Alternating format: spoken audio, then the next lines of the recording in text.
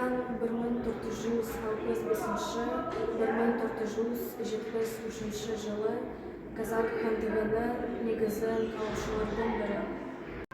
Жәнібек хан 1473 жылдан 1480 жылдар қазақ хандығының алғашқы хандардың бірі.